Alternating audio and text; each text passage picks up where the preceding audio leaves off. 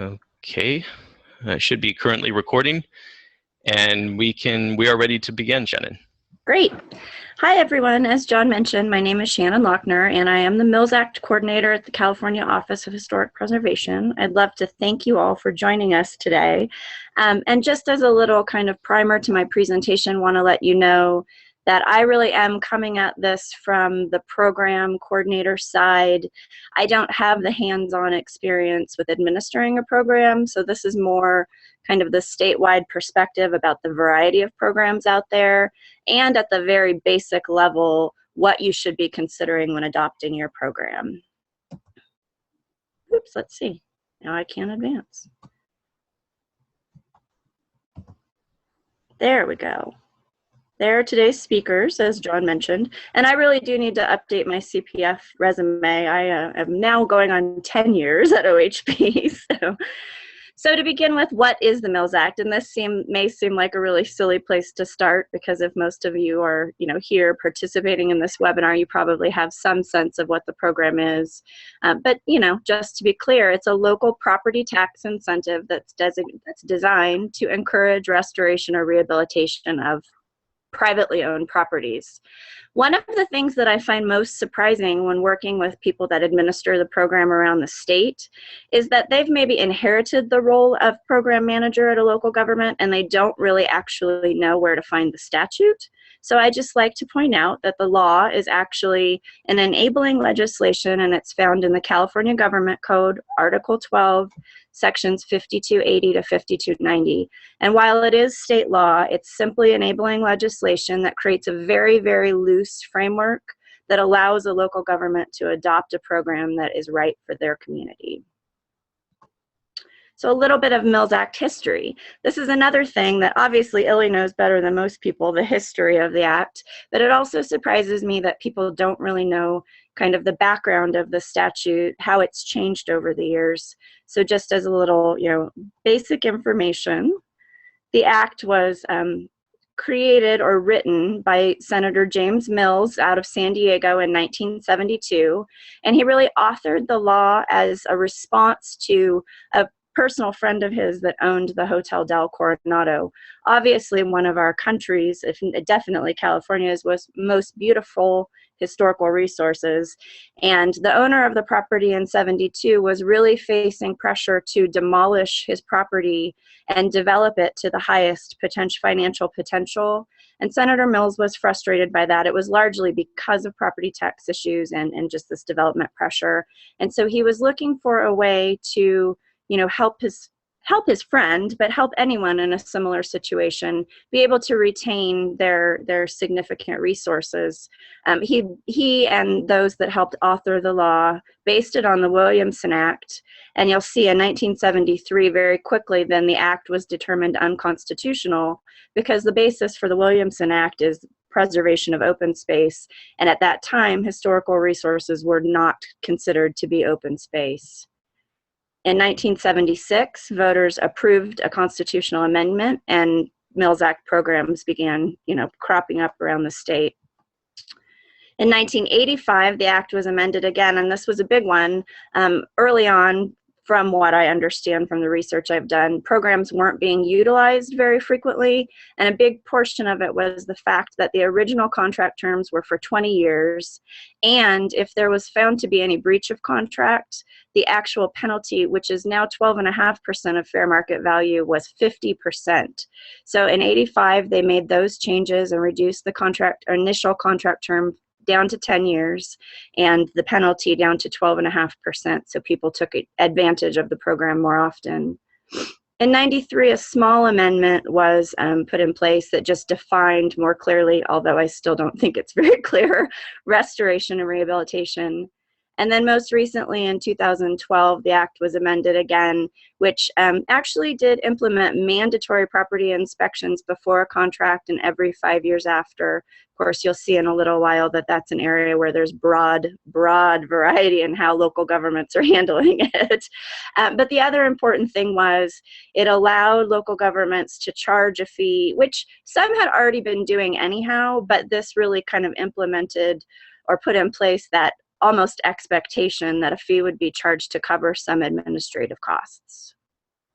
So some of the basics of the program, the roles are again really important to understand. Local governments have all of the authority, and any kind of dispute is handled in the courts or some sort of public process. The Office of Historic Preservation, while I am the Mills Act coordinator for the state, really only serves in an advisory role to both property owners and local governments. Prior to 2012, we were named as having the option to inspect properties, but to the best of my knowledge, that had really never happened. And the Board of Equalization serves in a very similar role to our office in that they advise and interpret the law for the county assessors. So some of the framework, local governments, again, I feel like I'm on repeat here, but local governments administer the program and have all of the control. You decide which fees are appropriate for your community, and you decide how you're going to perform your inspections. Uh-oh. Oops. We missed one, sorry. That just said properties must meet the definition of a qualified historical property. That is a big piece of the state statute, and we'll get to how you do that in just a second. Obviously, properties must be privately owned and subject to property tax. Contracts run with the title of the property, and I can tell you when I started in the role as Mills Act coordinator in 2007, I was surprised that most of the calls I was fielding were actually from real estate agents, because we were kind of at the peak of the market, and particularly in areas like Southern California where there are a vast number of programs, they were finding that that was something really marketable to potential property owners. And it's starting to happen again as things pick back up. Contracts are for a minimum of 10 years and extend 1 year annually unless either party to the agreement chooses not to renew. There's a couple of key points to hit on there. There's a lot of confusion about the 10 years and 1 year annually. Some people view the contract as 10 years and then done, and then at that 11th year, a year is added, when in fact it's on the anniversary date, the first year, that one additional year is added. So there's confusion, complication. It's one of those things that just make sure that you understand. If you wish to only have a contract for 10 years, you absolutely must, either the property owner or the local government must issue that notice of non-renewal before the first anniversary if you're planning to keep it within the 10 years. And then the issue of non-renewal versus cancellation is a confusing one. Really, non-renewal is something, there's no problem. It's not because it's not working. It's simply that either party to the contract, chooses not to do this any longer, and you must notify the other party in writing before that anniversary date. Where cancellation is when there is really breach of contract, you go through a public process, and again, if cancellation moves forward, there's that 12.5% penalty of full market value.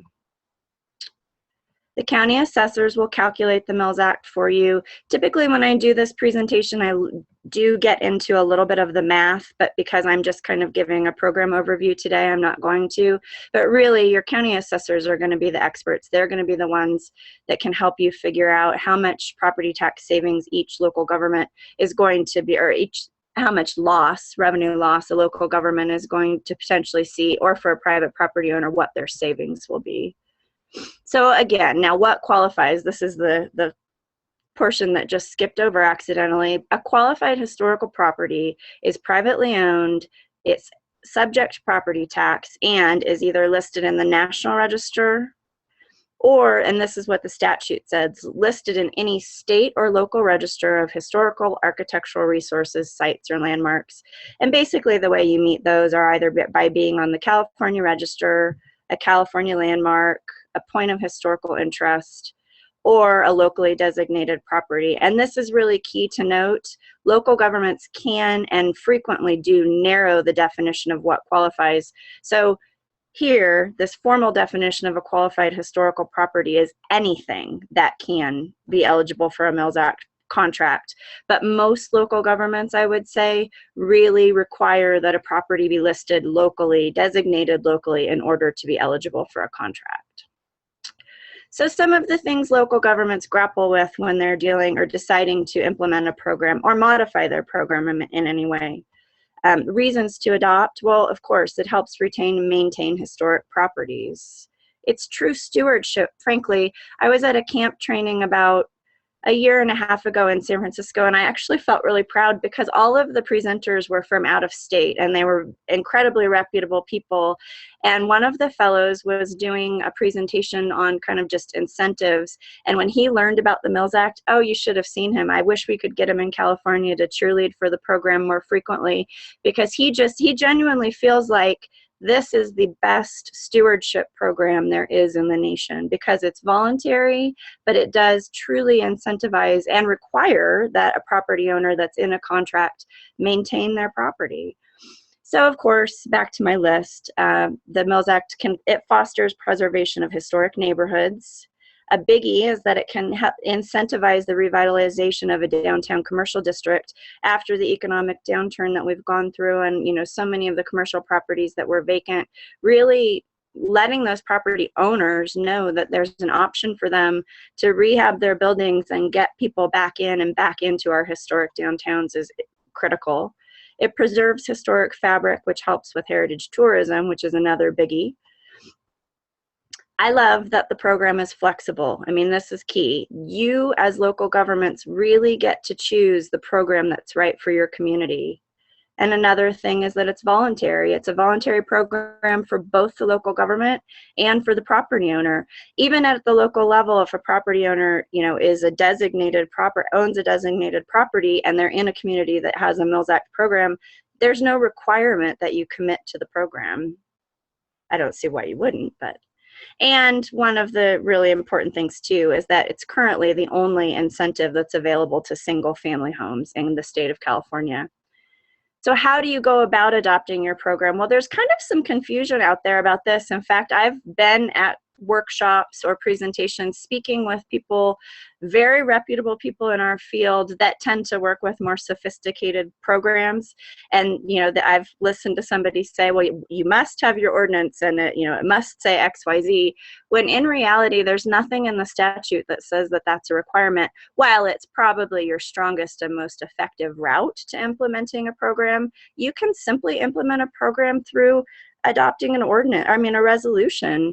If you do go the resolution route, though, just from being in this position of kind of watching programs statewide for the last 10 years, I would really recommend having strong administrative guidelines behind your resolution. So maybe a little less formal and harder to get through than an ordinance, but something that explains how your program is going to be run, and something that both new staff members that are, involved with the program and property owners that are curious about it can go to read, so that there's clarity on both sides.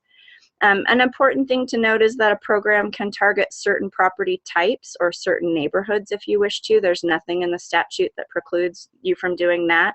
And local governments choose your method of inspection. We've got cities, very sophisticated cities like the city of Los Angeles, that have contracted out the work, and people are physically going in and doing very rigorous inspections. And there are other communities that just simply don't have the staff, time, or resources, and so they've resorted to something like self-reporting, sending out a survey every year, and asking property owners, what have you done? Send us some photos. So there really is this broad range that you are allowed to choose. So again, some statewide perspective. There are currently approximately 90 Mills Act programs in the state. I hate to say approximately, but there's nothing in the statute that requires a local government to notify us that they've adopted a program, as silly as that sounds. And so periodically, in my other work with local governments, I will find that they have a program. I'll read an ordinance that says it, and I'm like, wait, I had no idea. So we think there are about 90 programs out there. And there are, strangely, communities out there that this is their only preservation program. They may not even have a commission, and they've found other ways to go about, having a property meet that definition of a qualified historical property. I use the county of Orange as, an example of that. They do have a commission, although they don't have a formal ordinance or designation program, but they had some properties that were in an area that was within the sphere of an influence of a community that did have a program. and some property owners that lived in the unincorporated areas were frustrated that they weren't eligible for a Mills Act contract when their neighbors were. And so we worked with the county to develop a Mills Act program that really the property owners must come to our office and go through the California Register process with the commission, and that's how they choose to have their properties meet the definition of a qualified historical property. So they do exist, as funny as it may seem. Then, of course, there's, the San Franciscos and Los Angeleses that have these robust, amazing programs. So the Mills Act program, in contrast, as funny as it may sound, as many programs as there are out there, there are no two programs that I've come across that are alike. And it's amazing to me, even amongst communities that are fairly similar in kind of size and scope, size of the local government itself, that there's dramatic variation. I use San Diego and Oakland often as examples when it comes to the number of contracts a community has. San Diego has probably the largest program, although it has slowed down a bit the last few years. They currently have well over 1,000 contracts, where Oakland, a city that's similar in size and scale, has less than 50 contracts. Fees are another area where there's dramatic variation. There are still some local governments that choose not to charge a fee despite the 2012 amendment that kind of stated that they probably should. And then there are other communities. The highest I've ever heard was $6,500, which I think probably, and that's a very slow program in the North Bay area, that I think that they learned that by charging a fee at that level, there's not much of an incentive anymore. They just weren't getting the use of the program they expected to see.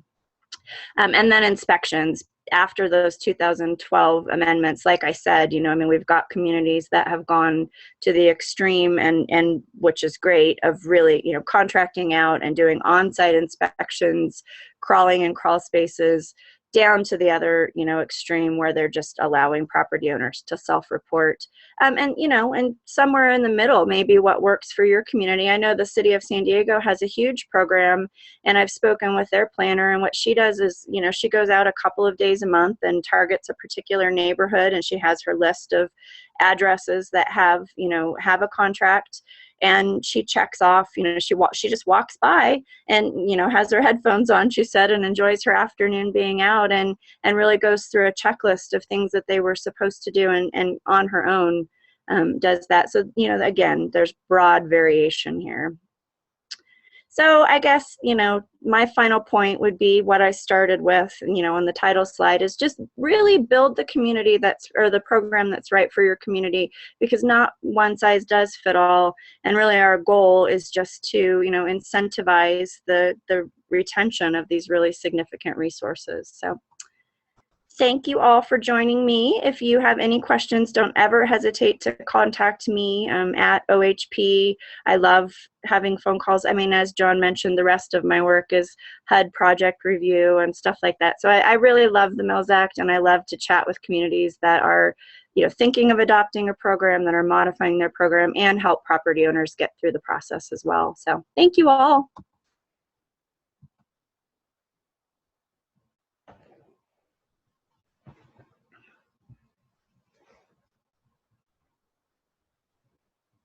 John, do I need to? Yeah, 1 second, sorry. My mouse is giving me issues here. All right, so I'm going to turn it over to Illy. In the meantime, I see that there are a few questions that came in for Shannon. Oh, okay. In the chat. I don't know if we want to answer them now, or I'm assuming we could answer them now just because they're the most relevant to your presentation. Sure. So there's two questions. The first one was, what are the Mills Act application fees in your community? Maybe this is. I would actually really be curious. Well, that's what I was going to say, is really, in my role as statewide coordinator, one of the best things that I can do is put you all in contact with one another, because I don't administer a program, but I am fairly good at finding communities of similar size and scale and sophistication to connect you with planners that have some experience, and just to hear you all chat, do take advantage of, we've got, if you're a certified local government, we've got our listserv. We like to get questions out, that you guys can share that information, because you all really are one another's best resources. Okay. Great. And we had somebody raise their hand, so I've promoted them to panelists just to see if they wanted to ask in person. So I just unmuted you, Confrum, your question. Maybe their microphone isn't working, so I encourage you to try typing in your question in the chat box below. The second, or somebody had a comment. Beverly Hills filing fee is $1,500 for what it's worth. I would say that's pretty average too. I think that anywhere from the $700s to about $2,000 seems to be the standard range. Okay. Another question came in the Q&A box, which I'm pulling up here. Looks like the question was, do you know of any municipality that limits the contract period to 10 years? Sorry, I was on mute.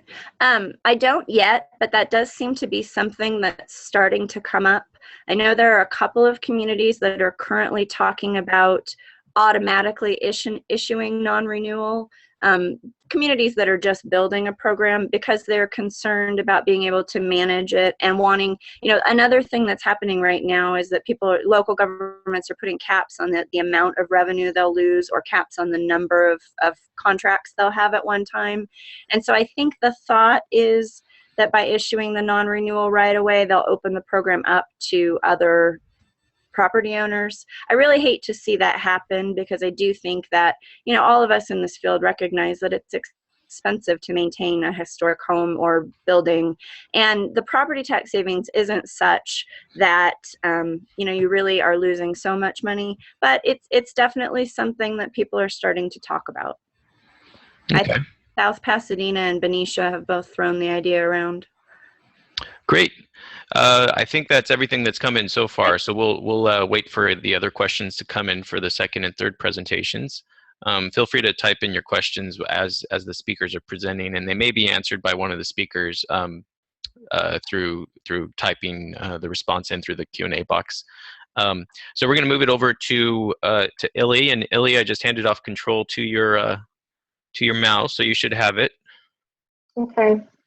And then you want me to maximize the screen here? Sure. Yeah, here we go. All right. We're ready for you. Okay. First of all, welcome to everybody. Thanks for joining us here today. Hello to my friend Shannon and to Katie. So hopefully we're going to be able to share some information that'll be useful for you and your community.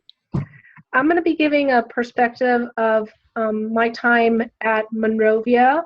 So a lot of the examples that you'll have will be from that. What we're going to talk about first is what do you want your Mills Act program to accomplish in your community? And then we're going to talk about possible property types that will be in your Mills Act contract. Will you look at limiting the number of contracts or the assessed value each year? And will there be any standard or specific conditions for your contract?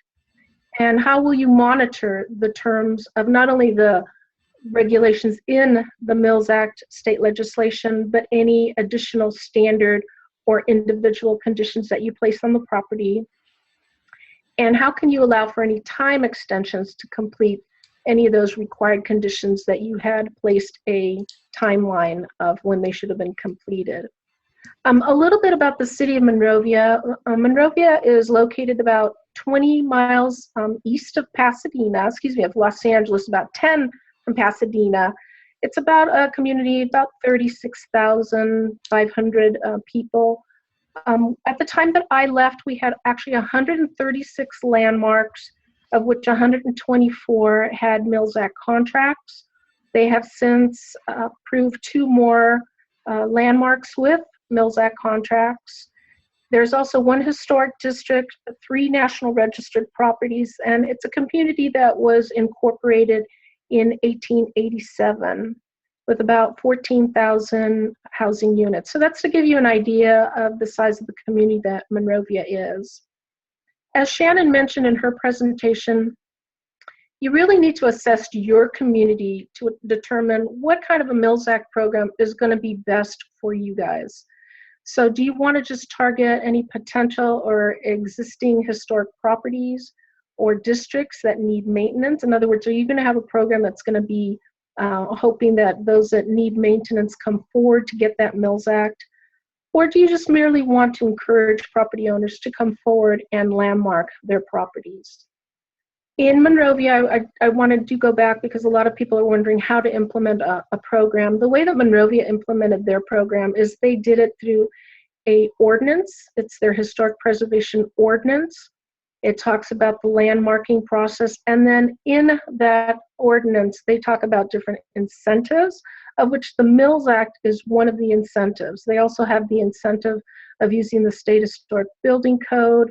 They also have incentives for setback flexibility, parking deviations. So the Mills Act is one of the incentives that's located within their ordinance.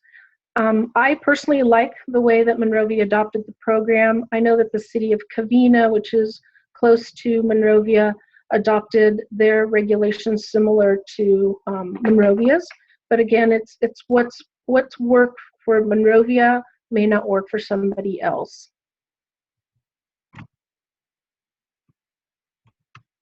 I'm trying to go page down here.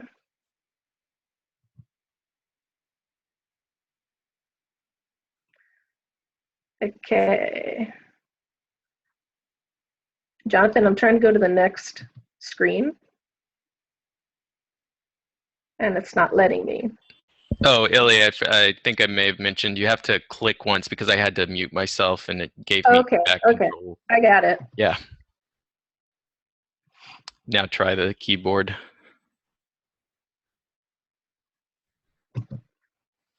There we go. Yay. Okay. So what the city of Monrovia did when they adopted their program is that they included both single family, multiple family, and commercial properties to be able to qualify for a Mills Act contract.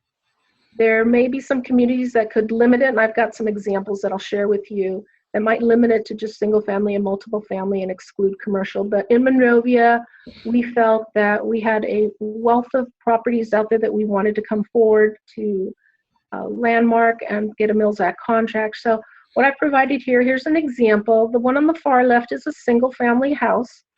It just happens to be the Upton Sinclair house. Beautiful property.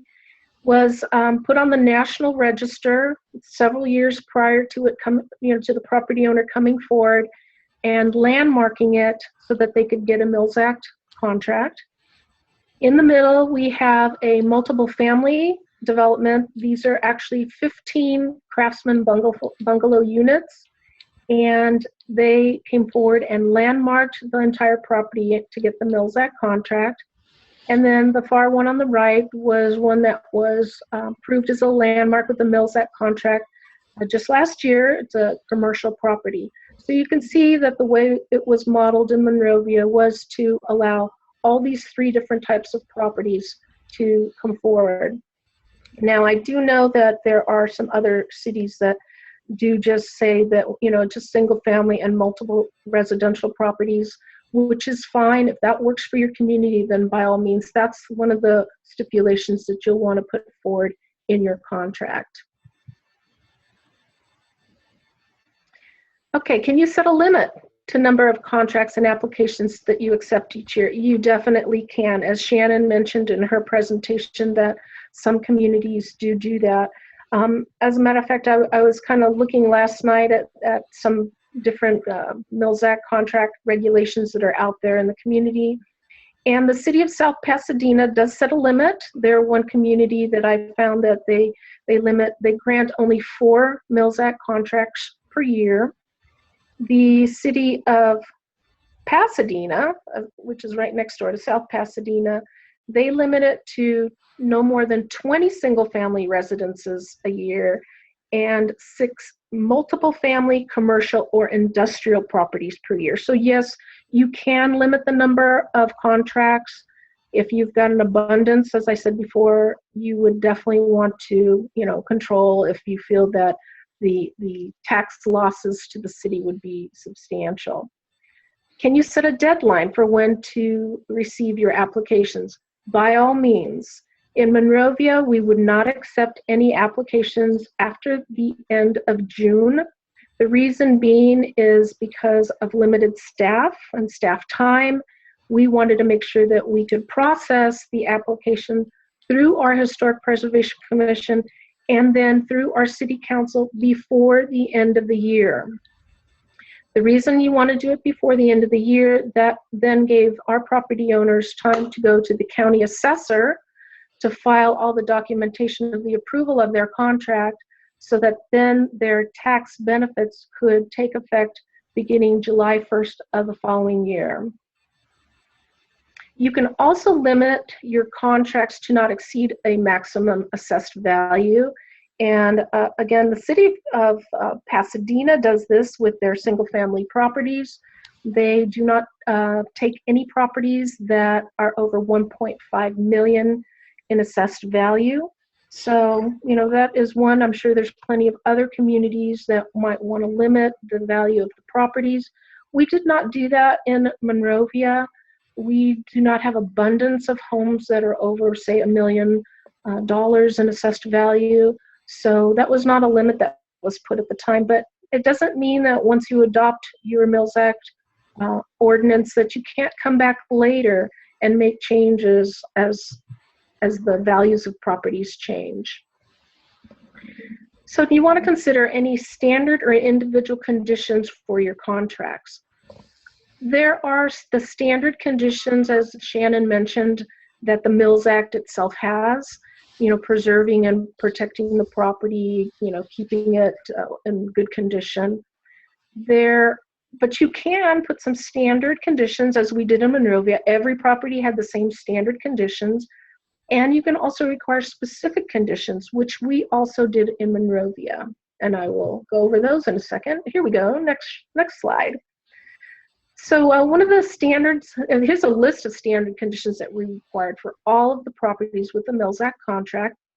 And then, of course, if you're going to do any kind of exterior alterations or you're going to do any additions to the structure, you would have to go through a certificate of appropriateness process. You had to, of course, keep the view corridor open for the public so that they can enjoy it. So from the public right away, you should be able to see the home. That was really there for the enjoyment, the visual enjoyment of the community. Within 2 years, you needed to install a Historic Preservation Commission approved plaque. This was a plaque that there was a company that the homeowners would go to specifically because we wanted to maintain uniformity in the style of the plaque. Everybody loved to do that. I mean, some people would want to come just landmark their property because, oh my gosh, they were going to put a plaque. And of course, we wanted the plaque to be located so that it could be seen from the right of way. Another important condition that we placed on all the properties was an electrical inspection report. This had to be done on letterhead from an electrical contractor. And basically, as we all know, nobody's got x-ray vision. You can't see inside the walls. But definitely there were some stipulations that were placed in those conditions, and that said that you had to at least have your GFI outlets, near your water sources, and your electricity had to be grounded. So that was something we required for everybody with the Mills Act contract. And then here's the biggie, was that within 10 years of the contract, from the day that you signed that contract with the City Council, you needed to seismically retrofit your home. This was the biggest one only because in some cases it could be expensive for a property owner, it could be minimal. The specifics we placed on it that it had to be seismically bolted to a approved foundation. So with the approved foundation, basically, if you're on River Rock and you have no footings, you're probably not going to be considered a approved foundation. This was something that they would work with our building department on. And so I saw some that could, for as easily as little as say $2,000 to $3,000, they could bolt their existing house to an approved foundation. And then I have seen some that were river rock foundations who had to build an entire sister wall, and we're looking at anywhere from $20,000 to $30,000 to do that. Any exterior improvements, which we individualized per property, did require a certificate of appropriateness. And the biggie, which is this last one, is one that we had that I actually have a lot of questions from people, is that you had to provide the city with a progress report every 2 years for the 10 years, first 10 years of the contract, and then every 5 years thereafter. And it was interesting because we made that amendment to our standard conditions prior to the new legislation that came into effect in 2012 that Shannon mentioned, that they now require you to do 5 years an inspection. And what we would do immediately when we got a contract, we would go out to the property and inspect the property. We'd go with the property owner. We'd look at their list of conditions that they wanted to accomplish, and then we would add conditions if necessary. So this one was one that probably a lot of people are wondering, well, how are you going to monitor that? And I'll give you an example in a minute. Here's an example of some specific conditions. Usually, when you're looking at some older homes, we had quite a few that actually had some walkways and some driveways that had a lot of cracks and damages that were really very, very noticeable. So we had several properties who, within either their first 2 to 4 years of their contract, would be required to either repair it or replace it. I use this number 2 as an example only because if you see the property, the Tudor home on the left there, they actually had a wall-mounted air conditioning unit. If you look on the right side of the house, you'll see an American flag, and right beyond the American flag, you see this little kind of a white square sticking out. They actually had that a wall-mounted, not a window-mounted, but a hole-in-the-wall mounted air unit, and that was actually their driveway on the right side. So if we were to scoot over a little bit to the right, you'd be able to see very noticeably that air conditioning unit. So one of the conditions we placed on this property was within their first 2 years, they needed to replace that air unit, which they did do, and then they repaired the wall. They filled it in and they restuccoed, and you couldn't even tell that it was ever there. One that we had that was very common was a lot of the upgrade that was done like in the 50s and 60s, and why they would want to remove those wonderful old wood windows and put those louvered things in there.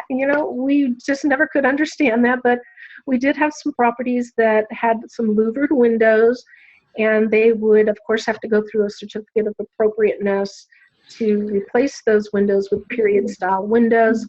If there were windows that were at the front of the property, very visible, it would be something we would probably put a 2 or a 4 year time limit. If there were properties that were, windows that were in the back part of the property, then we'd look at maybe just to do that within those first 10 years of the contract. Another common one was a front door. Those beautiful old front doors were gone and some new thing was put on. So we had a few actually that had to replace their front door with a period style door. The removal of all front yard fencing if it was chain link. In Monrovia, a property, whether you're single family or multiple family, is not permitted to have chain link fence within the front yard setback. That's all along the front and down the sides of the house. It was visually unattractive, and it was something in the ordinance that applied citywide. But we couldn't require people to remove their chain link fence unless, of course, they had a Mills Act contract.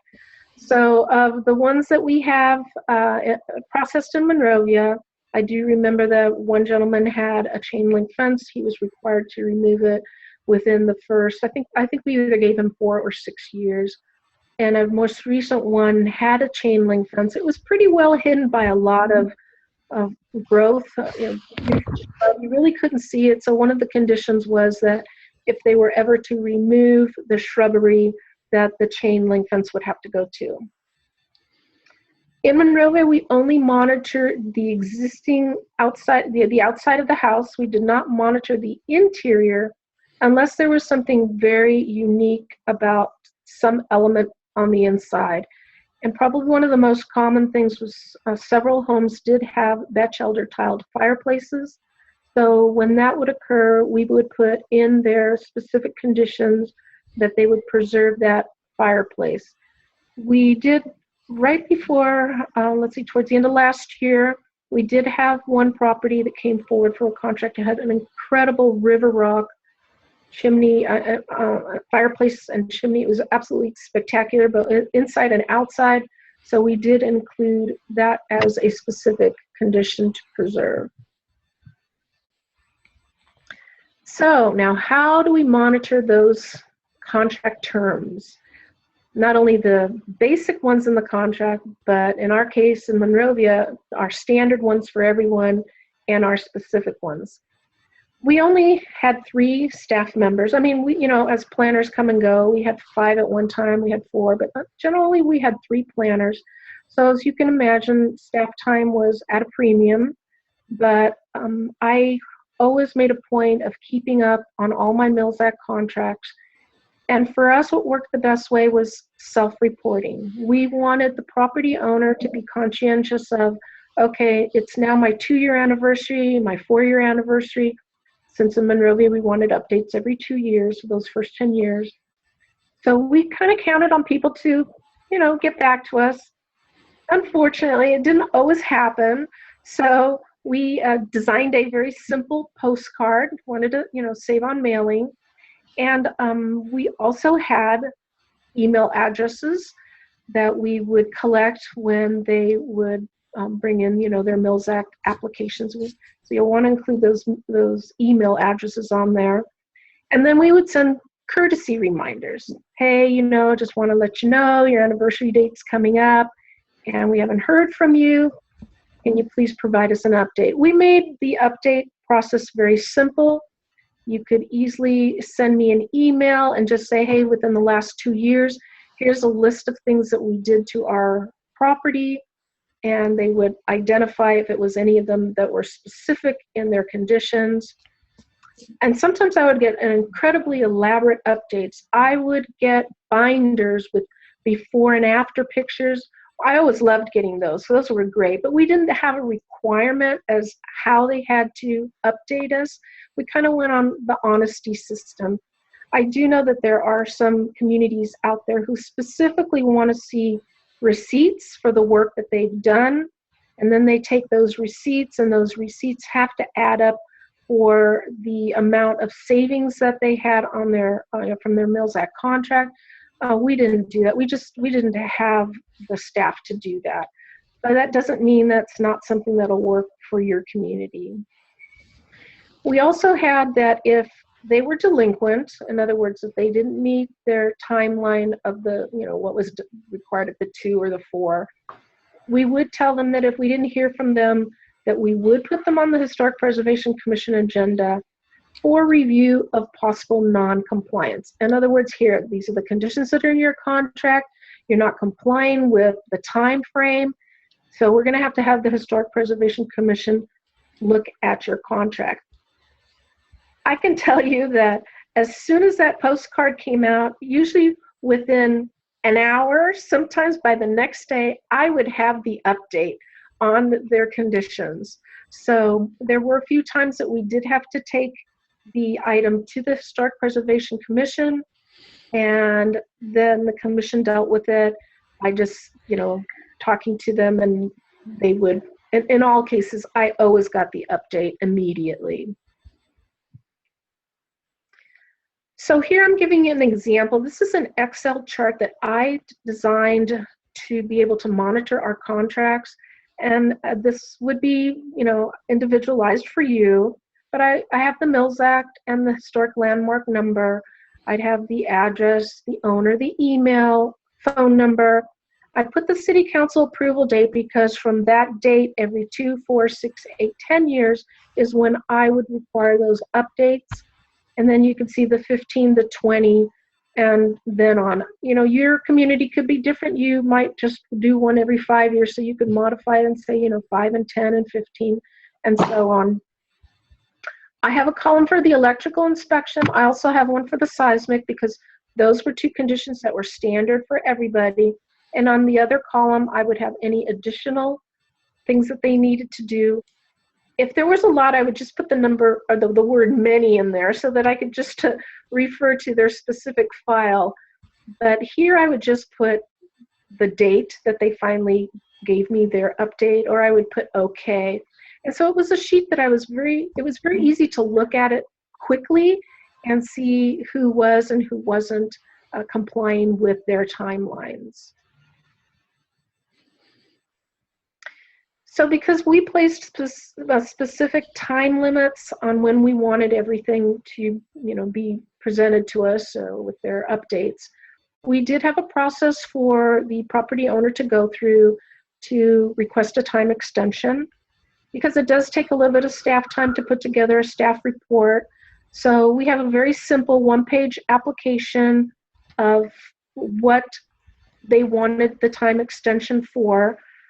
Almost every one of these that I got, it was for the seismic retrofit.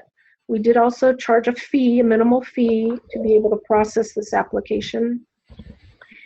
And I have like a specific situation where a Milsac property owner sold the property. They were 8 years into the contract.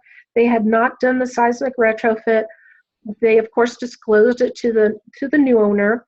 So the new owner comes in and saying, oh my gosh, you know, I only have 2 years left. There's no way. We just bought this house. So the new owner came forward with an application for a time extension. And we always tell people, you know, request a time that's going to be feasible for you. Don't feel like, oh my goodness, I have to have it done right away. You know, put a time suggestion, and either the commission will agree or maybe they'll say, oh no, we think you can do it in less time. Generally, the time that the person requested for a time extension was approved. I do remember in one situation that a property owner says, oh, you know, I'll do it. I'll finish the seismic in 6 months. And the commission says, you know what? Let's just give you a year. That way, if things aren't done, you don't have to come back and go through this process again. And it worked out great because they actually did still complete it within their 6 months that they had originally requested.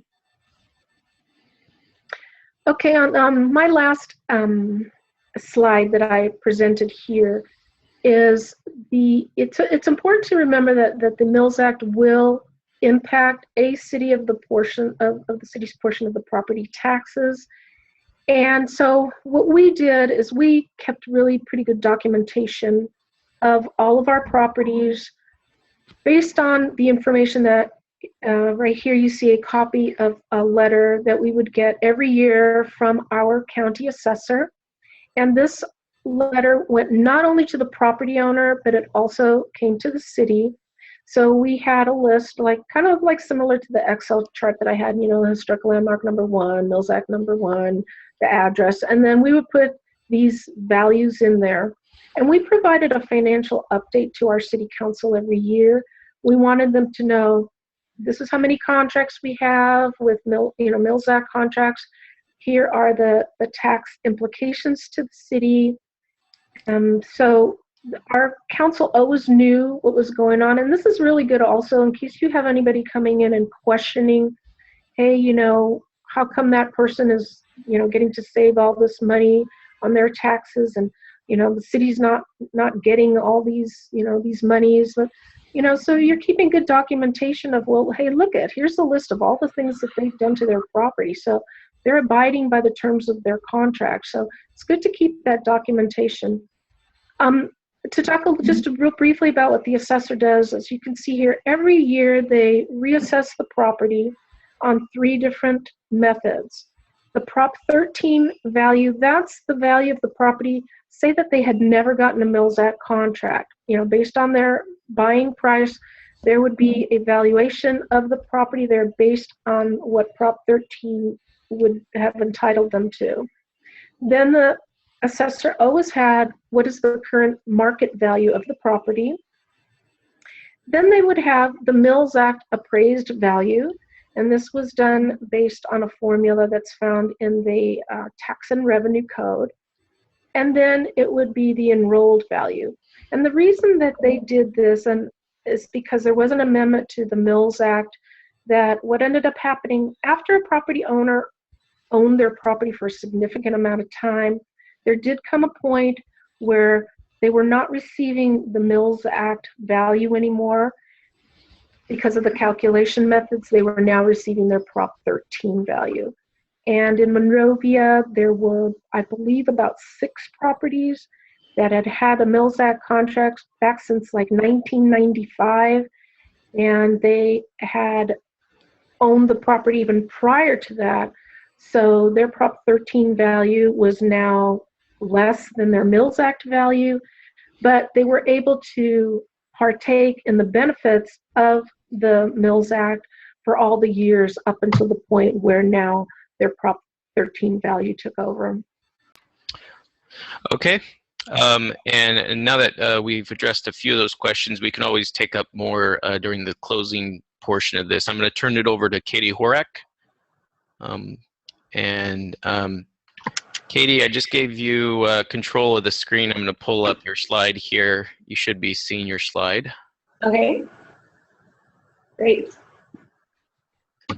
Okay, thank you so much. Again, my name is Katie Horak, and I'm with Architectural Resources Group, and I'm really very pleased to be part of this panel with Shannon and Illy. Let's see. There we go. So I'm coming at this from the consultant's perspective, from the private sector. And our role, Architectural Resources Group's role in the Mills Act is typically working under contract with cities to help them administer their programs, or working with property owners who are interested in applying to the Mills Act and wanting help with their applications. So we've worked sort of for cities and also for property owners interested in the program. We've also, we have been involved in conducting pre-approval inspections on behalf of cities in the past too. Cities often don't have the staff to do that themselves, as we've heard already. So often firms like ours will be hired to do those types of inspections. And I'm really glad that Shannon and Illy emphasized the fact that there's so much flexibility in this program. We've probably worked in around 10 communities, and every single one of those communities has an entirely different Mills Act program that's modeled on the same basic framework.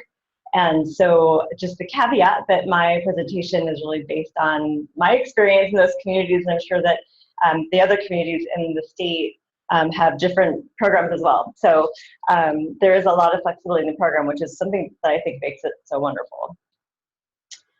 So the Mills Act program really just gives local municipalities the ability to incentivize historic preservation. As you've already heard, it's a giant thank you to property owners who have historic properties. And really, in many ways, it's the best financial incentive available to historic property owners.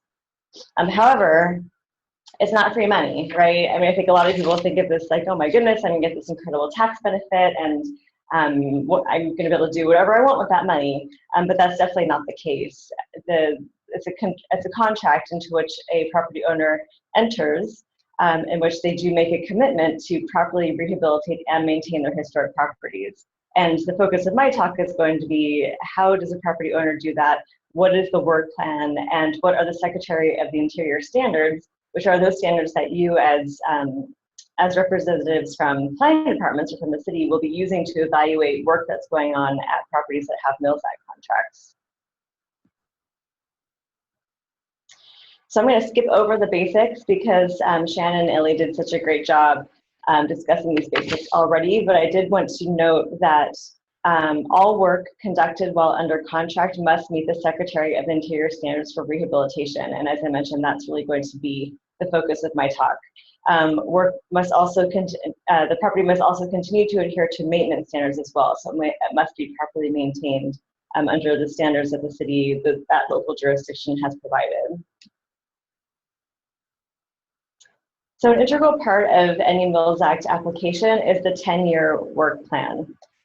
And I have one from the city of Burbank on the right-hand side of the screen. Every city has a different work plan, but they have generally the same information on them. The work plan can include recently completed work, and That's really to show the property owner has already invested, has already made a commitment to their historic property. So you can include very recently completed work up to 18 months previously, and then you include your 10-year work plan, what work you're going to be completing every step of the way to move forward with your 10-year plan.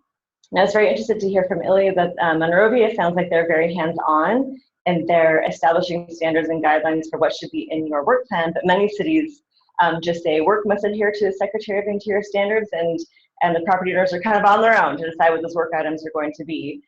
So often property owners will work with a historic preservation architect to help them identify what those work items might be and whether or not they do comply with the Secretary of the Interior standards. So work items may include interior improvements, but as Elaine mentioned, many cities do not include interiors. I would say probably most cities do not. Some cities do, like the city of Los Angeles, so it really just depends on which city you're living in or you're working in. The work plan must include cost estimates for all work items, so there's a value assigned to every work item. And the work item should not include work that does not constitute proper maintenance or rehabilitation of a historic property. So a lot of people think, oh, I'm going to have all this money, I'm going to build a swimming pool in my backyard. That's not necessarily a historic preservation work item, so that's not something that you would include on the 10-year work plan, or that you would approve on someone's 10-year work plan. And just another slide to show the difference in every city's 10-year work plan. This is one from Los Angeles on the left, Anaheim, and then Burbank. Every city has a different form, but they generally include the same information. So what are the Secretary of the Interior standards? I did want to go through briefly and just talk a little bit about what they are. These are the standards that you, if you are working, I think many of you work for cities, you're going to be using these standards to evaluate the work that you see on someone's work plan. You might be suggesting other work items to include on a work plan that might better adhere to the Secretary of the Interior standards. So I did want to go through sort of briefly and go through each of the 10 standards that are used to evaluate the work on a Mills Act work plan. So number one, a property shall be used for its historic purpose or placed in a use that requires minimal change to the defining characteristics of a building. So if you have a single family house, you might not want to convert it into, I mean, you obviously have zoning regulations that would preclude this from happening, but just, you know, let's just, for instance, you might not want to turn it into a theater where you need to replace all of the load bearing or all of the walls in the interior and make it into a big open space. You want to keep, have a new use that's very similar to the historic use. It has a minimal impact to the historic character of the building. Standard number two is really a very important standard to consider as you're thinking about this work plan. And it has a lot to do with the historic character of a property, and that shall be retained and preserved. It says the removal of historic materials or alteration of features and spaces that characterize a property shall be avoided.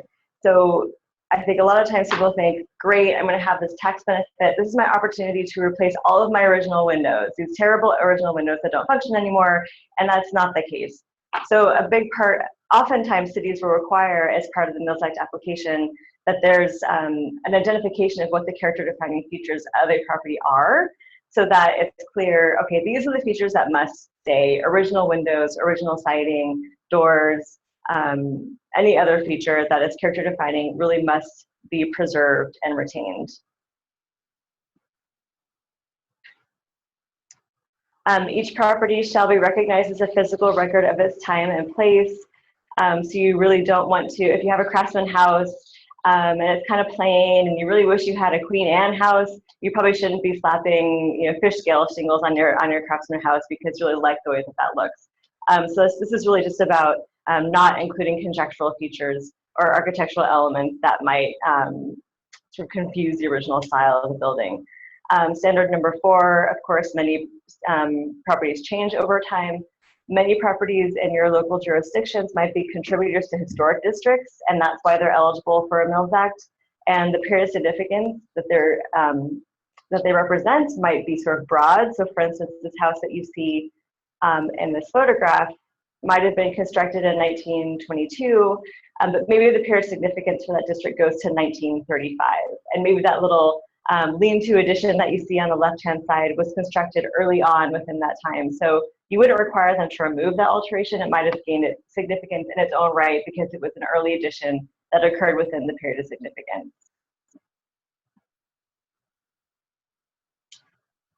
Standard number 5, distinctive features, finishes, and construction techniques or examples of craftsmanship that characterize a property shall be preserved. So again, thinking about the character defining features of a property and wanting to retain all of those character defining features.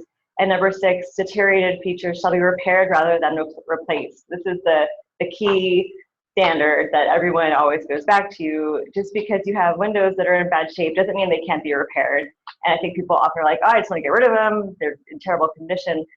Always, always look into rehabilitating them and retrofitting them in such a way that you can preserve the original windows rather than replacing them with new windows.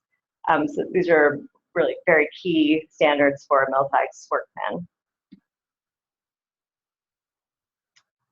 Number 7, chemical and physical treatments such as sandblasting shall be avoided. This is a very sad photograph of a bachelor fireplace that was sandblasted.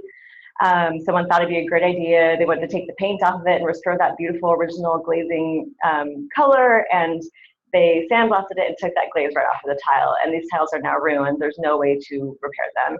So you definitely want to, if you're going to be repairing or restoring your bachelor fireplace, you want to consult an architectural conservator who can suggest a appropriate cleaning method for those tiles. Standard number 8 has to do with archaeological resources, which often doesn't apply to single-family houses or other properties that might be applying for Mills-Act, so I'll skip over that one. And then the last 2 standards have to do with new additions and additions to buildings, alterations to buildings, related new construction in the vicinity of a historic building. So related new construction shall not destroy the historic materials that characterize the property. It should be differentiated from the old. So you hear that a lot. It should be compatible, but it shouldn't be confusing. You don't want to create an addition that looks exactly like the historic buildings that people might be confused when they see it and think, oh, is that old or is that new? I'm not sure. But it should still be conversant. It should be compatible with the historic building, but differentiated so that it appears to be contemporary. And then these new additions should be undertaken in such a way that if they were removed in the future, there would be no damage to the historic building at all. Its essential form and integrity would be unimpaired. So this example, the photograph that you see, this sort of modern box that is attached to this turn of the century house, that modern box might be easily reversible. You might be able to take that away pretty easily and the house might be unimpaired, but I wouldn't say that's a compatible addition. So a lot of times property owners will want to add to their houses when they have a Mills-Act contract. They might want to add a second or a third bedroom to the back. You might be, it might be under your jurisdiction to be thinking about, okay, what would an appropriate addition be? Should be set back, it really shouldn't be visible from the street, and it definitely should meet these standards.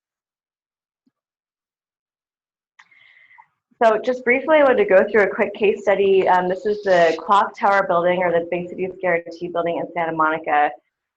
This is a building, an Art Deco building for the late 1920s, and it was awarded a Mills-Act contract in 2015. Just wanted to briefly go through the documentation that the city required. This is a little bit above and beyond the standard work plan, but because this building is so big and so valuable, it's actually quite a large hit in the tax revenue that the city is getting to give it a Mills-Act contract. So they really wanted to see documentation that the Mills-Act really was going to good use for this property. So we did document each character defining feature of the building and document what condition it was in. So looking at painted exterior concrete, it's in fair to good condition. We identified areas of spalling and deterioration, geometric form of concrete ornamental panels, those character defining features. And then the steel frame windows, we did a window inventory of the entire building and looked at the condition of all the windows. So a takeaway from this sort of documentation for this property owner, they knew they wanted the Mills-Act and they knew they had some maintenance they needed to do, but they didn't really have a big rehabilitation project in mind. The takeaway of this kind of documentation was that they had a problem with their steel windows and they really needed to do a major retrofit of all of their steel windows, which was going to be extremely expensive. So This is their 10-year work plan, which actually is quite brief. This is the rehabilitation and restoration plan, which we have separate from the maintenance plan. But the restoration of the corroded steel windows, returning them to full function and repainting all of them was almost $1 million just for that one task. It's a very big building with a lot of windows. So that, they really needed our assistance at the upfront to help them identify what those giant work items might be and identify what the costs associated with it might be as well. So in this case, we were able to do a range. They couldn't do it all at once, but they said, okay, between 2017 and 2020, we're going to restore all of these steel windows. It's going to cost this much money.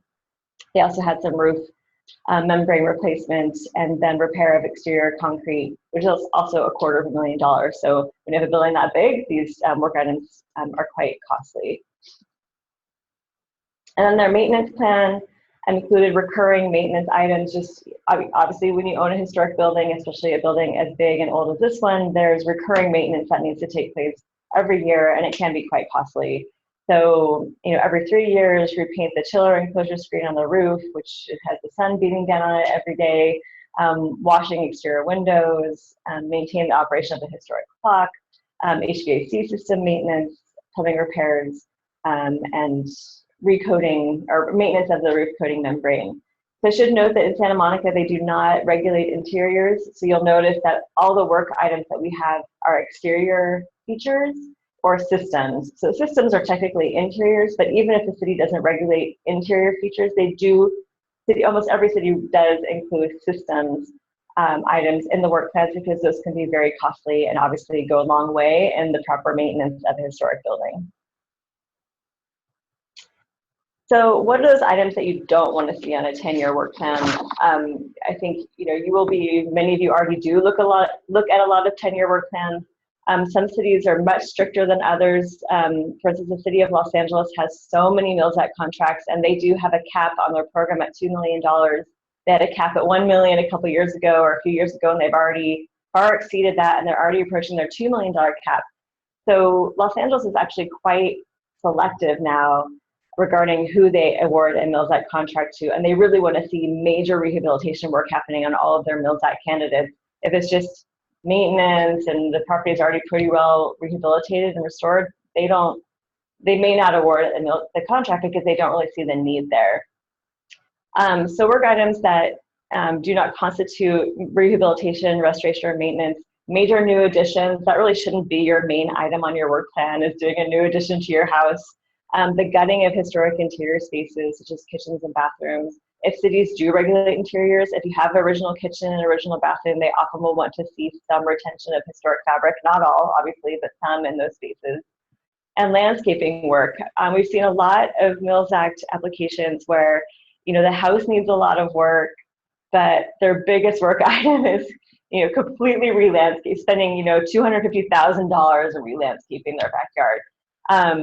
Cities typically don't want to see that. They want to, landscaping is fine and people should be maintaining and restoring their historic landscapes, but you probably want to prioritize the work to occur on the house or on the building itself before you start to think about landscaping. Other items, sometimes we'll see people will put regular cleaning service on their Mills Act work plans or utility bills. Those do not belong there either.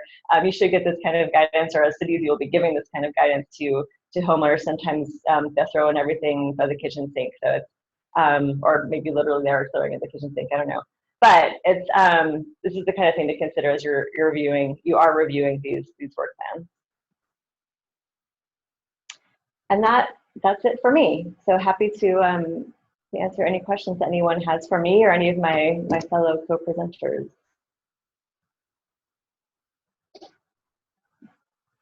Okay, thank you, Katie. Really appreciate that presentation. Everybody was perfectly on time. We have 12 minutes for questions. So I am going to encourage people to ask their questions through the chat box or the Q&A box now. If you would like to ask it in person, you can raise your hand. I'll pull up both the chat box and the QA box so I can keep an eye on it. And once we're done with the Q&A period, I'm going to post a link to our evaluation. So I encourage each of you to answer those questions and let us know what you'd like to see in future programs. Currently, I don't see any questions come in, so maybe I'll start off with a question of my own. And this is for all three panelists. And my question is, as Katie was presenting the example of working on the structure and not the landscape, I think my question is, how have you ever heard of any Mills Act contracts granted specifically for historic landscapes, not for any structures associated with that landscape? And is that something that happens at all? I actually have not. I have not. We did an application for the Village Green in Los Angeles. That certainly includes a lot of buildings, but it has more landscape than buildings. Oh. So we did have quite a few work items having to do with the landscape, which is extremely historic and extremely important. So that was not exclusively a landscape, but the landscape was probably the dominant feature of that property. Also a condominium property, which is complicated for Mills Act, so that was a big one. If I can add something to that, we did have a few properties in Monrovia who had some significant trees on the property, and they were required in their standards and conditions to preserve those trees. So but it was in addition to, of course, all the other conditions. Great. Thanks for those examples. We did have a few other questions come in. The first question is, based on any of the presenters' experiences, what other types of interior features are a part of Mills Act contracts for retention of those features?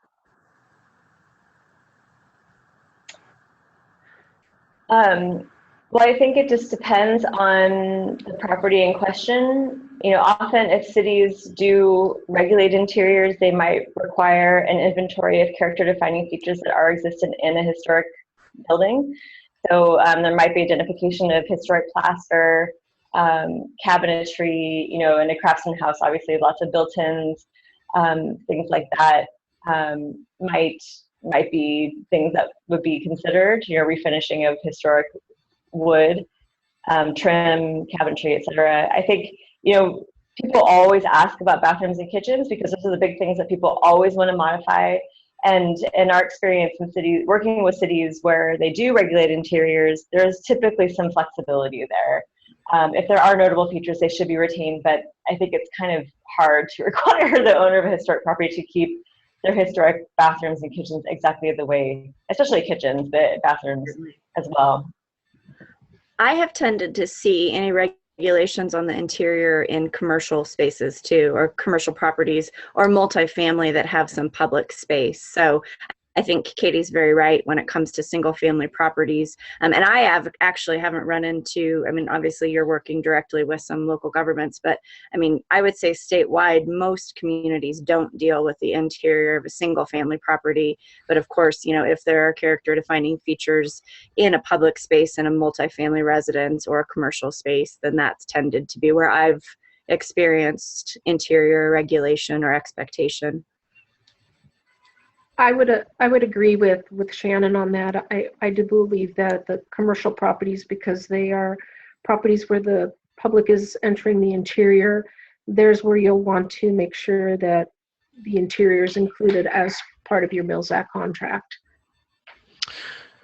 Okay, another question that came in was, how does the Mills Act revenue affect, or how does the Mills Act affect revenue at the state, county, and local levels? If you could give examples. And how do we, second part of the question is, how do we explain those fiscal ramifications to our city council? Ellie, I think you're probably the best person to answer that question. Well, as I indicated, we did keep a very good log of the tax impacts to the city. So we would provide a report every year. Keep in mind that the properties in Monrovia did not tend to be in the $1 million range like maybe some other larger cities would have. So yes, we did have fiscal impacts to the city. But again, our city council was very supportive of our historic preservation program. And as I mentioned, there are incredible economic benefits to historic preservation. And we do feel that the preservation of the homes in the town does draw some tourism to the community. I mean, you could do a whole nother presentation just on the economic benefits of historic preservation. So we just made sure that we kept very good documentations of the financial impacts. Okay. Third question coming from Caitlin. She's asking, in a 10-year work plan, if some work is not completed but expense limits are met, can work items roll over into the next term? Or are there any penalties, and is the owner beholden to do the work that is proposed? Real quick, let me just be clear on from a statewide perspective. There's no requirement in the act that a work plan even exists, although most local governments have gone that route, and we are definitely in favor of them because it just helps clearly define, you know, the work that will be done to restore and maintain or rehabilitate and maintain the property. But in my experience, the programs that are the most successful do have some flexibility. You know, should you be able to demonstrate that, yes, I've reinvested my property tax savings, but by year 8, I'd met my match. Now maybe I've fallen on some financial hard times or some things happened, and shoot, I'm supposed to do my roof in year 10.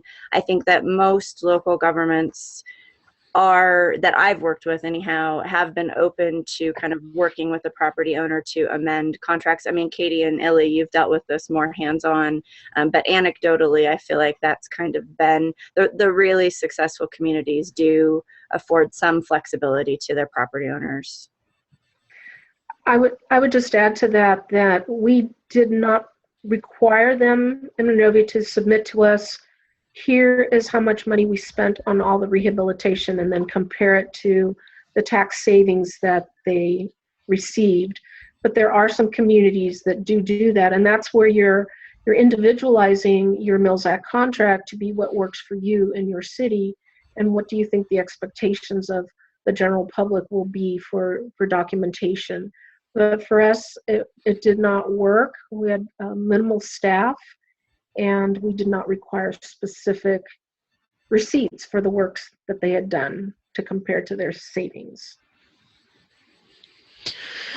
Great answers.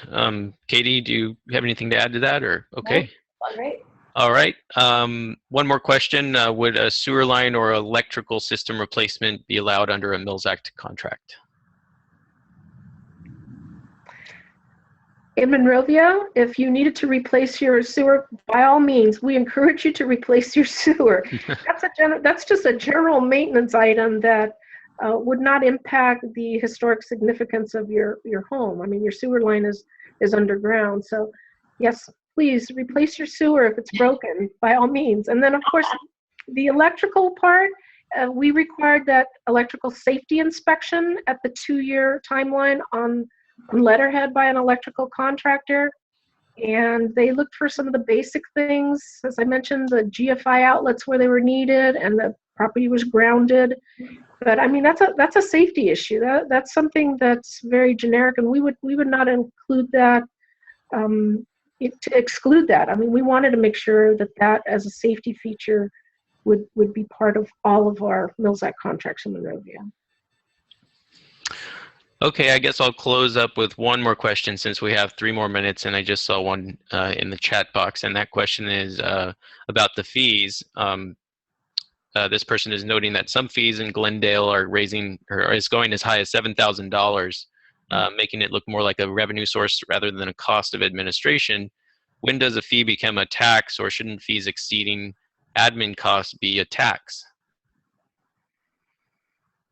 I guess that's a matter of opinion to everybody here. Well, I would encourage people to look at the communities that have Mills Act contract. Shannon, keeps a log of the communities in California that have adopted the Mills Act. You can go on the SHPO's website and see the list. I would click in there. I would start doing a little bit of research to see what communities are out there, and look to see what people are charging for, in our case, we would process the landmark with a Mills Act contract if they weren't already landmarked. And so we always had to justify every year that we had reasonable expenses. That is the way we did it in Monrovia. So, you know, you'd have to look to see why cities are charging, you know, 3, 4, 10 times more than another one, but that's the way we just did it. Good answer, Illy. Yes. Hi. I think I'll also note, just knowing what San Francisco has been doing lately, is they reassessed their Mills Act program and dropped their fees because they saw that they weren't getting as much interest in the program, and now it's resulted in much more interest, and there's much more energy behind the Mills Act program in the city. So that's something that I guess cities should look at, is balancing the fees with how much interest you want in the program. Yeah, do not want to discourage people from coming forward. Yeah. At some point, it becomes a disincentive for sure. So.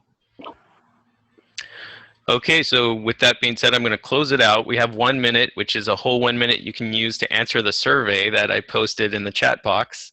So we like to hear what your thoughts are about our programs. And in fact, this program was made possible partly thanks to Garavalia Architecture, who was able to host me in the room today, but also thanks to our wonderful speakers today, and our sponsors and our supporters and our members. So please become a member if you aren't a member.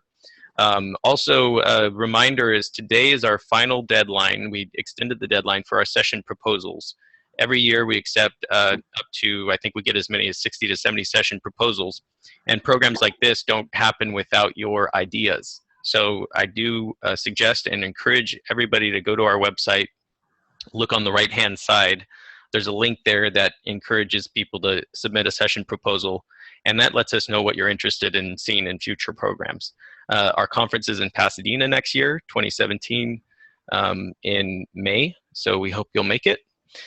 Thanks again to our speakers, and I'm going to leave this chat box up, but I'm going to, maybe if I can figure out how to do it, turn off the video for everybody. Hi guys, thank you. And